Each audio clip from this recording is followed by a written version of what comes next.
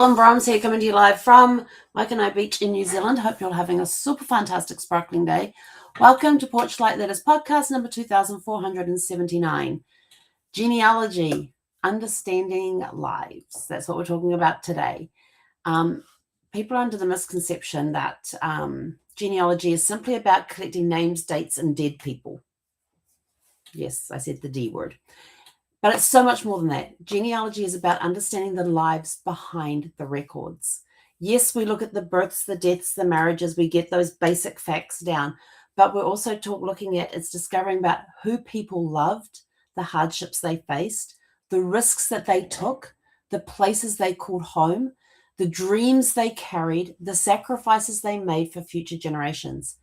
A census record is not just a list of names. It's a snapshot of a family trying to build a life. An immigration record is not just paperwork. It's evidence of courage, hope, and uncertainty. A marriage certificate marks the beginning of a shared journey. A military record may reveal sacrifice.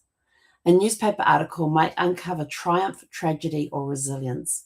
Good genealogy brings people back into focus as human beings, not just entries in a database. This is why I love uncovering stories. Because family history is not really about the past. It's about understanding the lives that helped shape who we are today. And that's the biggest thing, is that's why I love telling the stories. And this morning on the AI Open Office, I got to share how we're turning some of those journeys and how some of those stories into songs using AI to you bring a genealogist together with the storytelling capability and songwriting capability and turn stories into songs. So not only are you writing, not only are you looking at journal entries, letters, notes that you've taken, stories that you've uncovered, maybe writing a poem about that person.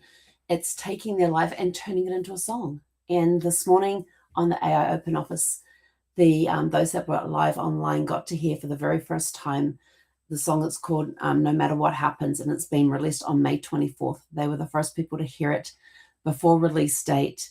And that song is about a 12 to 14 hour period on the night that Brad passed. It's the story I've been wanting to tell for a while, but I didn't know how to tell it. And I finally put the words down and put it to music. And it is so much better than I ever thought it would be. It's about when I changed what was written on a whiteboard. It just said, "Hello, welcome home, Brad," and I changed it to read, "No matter what happens, today is always super fantastic and sparkling." Now, I already had the super fantastic and sparkling bit down. The other bits got it added that day, and that's became that phrase that I have used for the last 9 years. No matter what happens, today is always super fantastic and sparkling. That's about the moment that became a reality.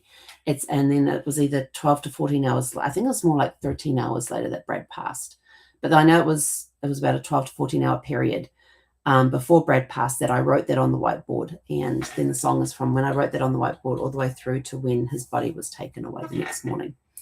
So that's coming out on May 24th. But it is taking a moment in time and putting it to music as a way to preserve that story.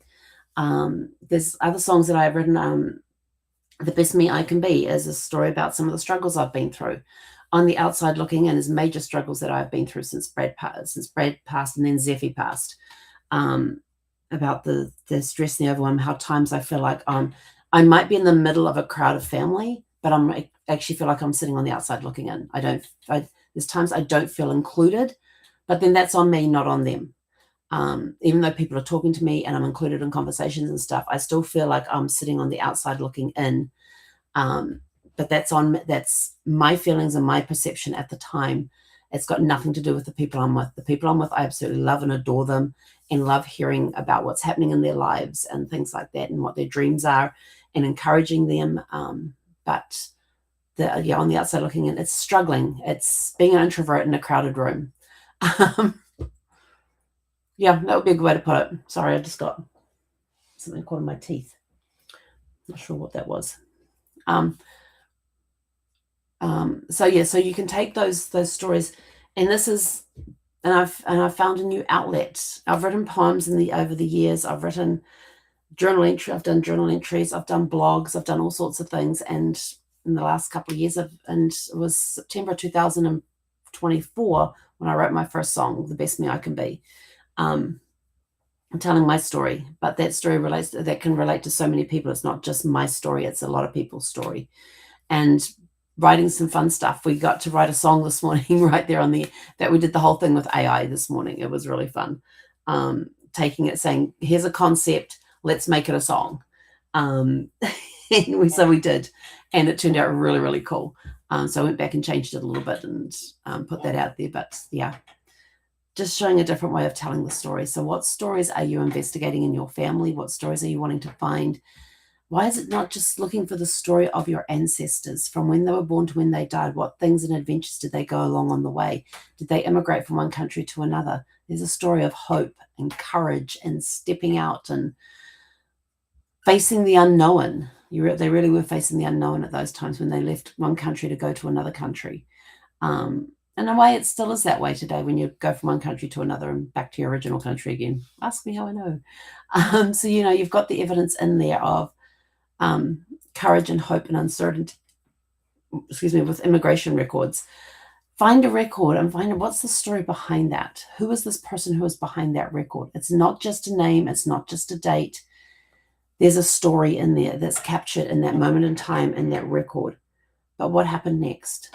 What's the other part of the story? So let's go find some stories. If you want help finding stories, your family stories, then just come up here and scan the QR code and schedule a 30-minute discovery call, and let's get you on the path to discovering your family stories. Because when you discover your family stories, you discover more. When you discover your past and the family stories of your ancestors, you learn more about yourself, because you learn where things come from, why things are the way they are, and some of the struggles and things that people have been through, and why you're determined to do a certain thing. Maybe it's a trait that's been passed down over time, or a talent that's been passed down over time. You won't know unless you go looking.